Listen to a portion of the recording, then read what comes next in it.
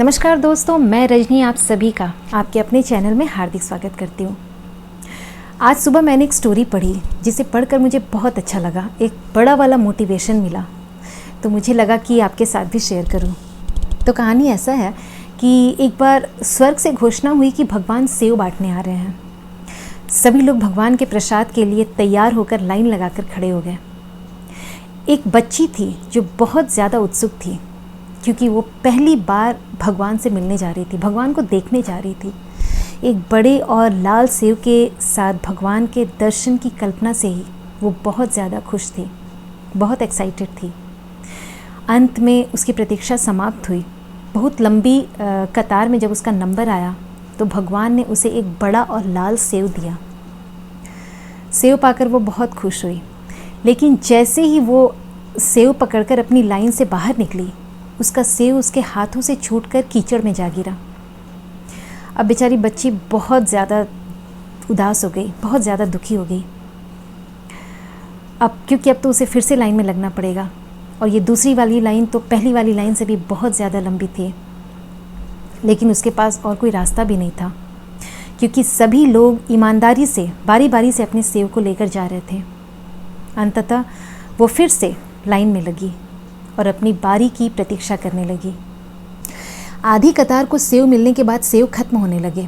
अब तो बेचारी बच्ची और भी ज़्यादा उदास हो गई।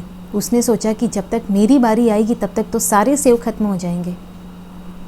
लेकिन वो ये नहीं जानती थी कि भगवान के भंडार कभी खाली नहीं होते। जब तक उसकी बारी आई तब तक और भी नए सेव आ गए। भगवान तो अंतर्यामी होते हैं, बच्ची की मन की बात जान गए।